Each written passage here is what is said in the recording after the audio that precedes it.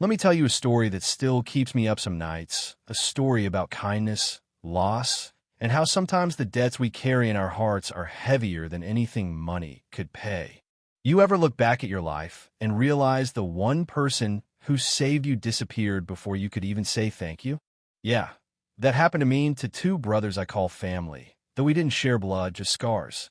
It started on a hot, smoky night in Amwi, a village that never made it onto any maps. We were just kids then, Aiken and Akina shivering under the riverbank leaves, covered in mud and ashes. We'd barely escaped a burning shed, accused of stealing food we only begged for. We were orphans, dragged from our homes, and turned into servants for some merchant in Annika, never dreaming of rescue, only survival. That night, I was sure we'd die out there hungry, hunted, and barefoot. And then out of nowhere, this girl shows up, not much older than us, balancing a basket of laundry on her head like it was nothing. She asked what we were doing, and you know what? She didn't judge, didn't question, just took one look at our faces and led us to her father's abandoned fishing hut.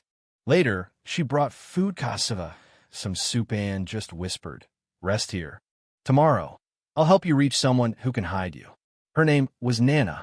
One night, that's all we had with her. The next day, she was gone. But man, that memory stuck with me like a splinter. Fast forward 15 years. Life had flipped the script. Aiken, Akina, and we made it out, made something of ourselves. They called us the Golden Three, big in mining, oil, all that. But for me, none of it washed away the guilt of leaving that girl behind. And then, out of all the places in a packed park during a charity event, I saw her. Barefoot, bowl in hand, begging by a burnout bakery. I swear, my world went silent. There was Nana, the girl who saved us, now lost to the world. I left the stage right there and then. Cameras flashing, bodyguards panicking, but I only saw her. Nana. I called, and she looked up, confused, embarrassed by her rags. "You saved us," I said. "Do you remember?" She smiled, but sadness hung in her eyes. "I remember 3 boys. Never thought you'd remember me." I told her, "You're the reason we lived." Cameras kept clicking, whispers flew, but at that moment, it was just the two of us in a debt that had waited too long to be paid. We took Nana away from the crowd to the best hotel in town. She looked lost, afraid to step on the shining floors. "I can try to fix things with money. We'll give you a house, anything," but Nana just shook her head. "Can you give me back my years?" she asked, and the room went still. That's when it hit us this wasn't about money, never was. It was about a wound we'd helped cause, and it ran deeper than any of us could heal with gold. That night, we listened to her story. Her father, arrested for harboring fugitives, died in prison. Her mother went mad from grief. Nana begged for years, forgotten by everyone. And yet, she looked at us with kindness like we were still the boys she saved, not kings in suits. Aiken stood, fists clenched, ready to buy the world for her. But Akina, he understood. "She needs time, not things," he said. Santa Mai just wanted her to know she wasn't invisible anymore. We took her back to her old village, now nothing but ashes and weeds. She stood silent, staring at the spot her mother's hut used to be.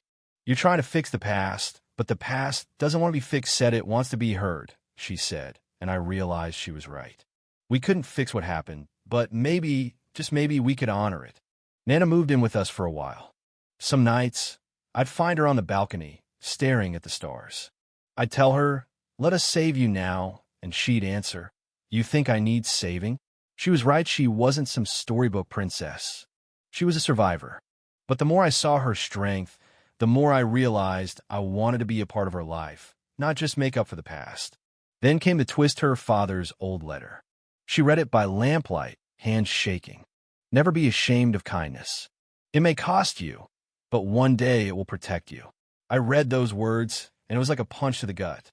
We owed Nana everything, and we never truly understood what it cost her to help us. It wasn't just about us. It was about justice. So, we made a plan to publicly share her story, expose the merchant who'd ruined her family. But Nana was scared. Who would believe her, a beggar, against a powerful man? "You won't speak alone," I promised. We set up interviews, dug up old files, and for the first time, Nana stood before the world and spoke her truth. Her courage was electric. She dropped her script and spoke from her heart. I stand here, not as a victim, but as proof that truth never dies. The room exploded in applause. But the fight wasn't over. Chief Mukha, the merchant, hit back hard. Fake documents, rumors, headlines. She tried to drown her in lies. Nana didn't flinch. She called a press conference, wore the same clothes she used to beg in, and told the truth. I am proof that pain can grow into purpose. The world listened, but the war got dirtier.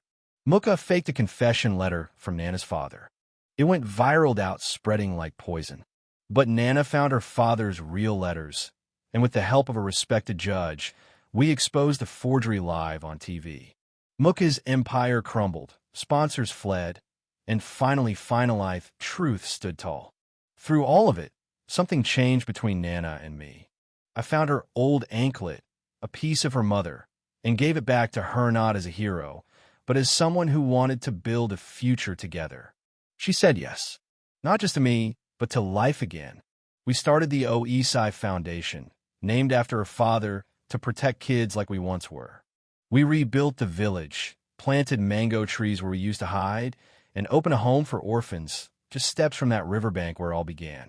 Nana became a symbol for the nation of justice, of grace, of forgiveness. And then, under the stars, I asked her to marry me. No gold, no diamonds, just a ring carved from an old mango tree, and a promise as simple as the river song. She said yes, 1,000 times yes. That night, as the children we saved sang by the fire, I realized sometimes the only way to pay a debt is to become the person someone once believed you could be. Now let me ask you, if you were in my shoes, would you have done anything differently?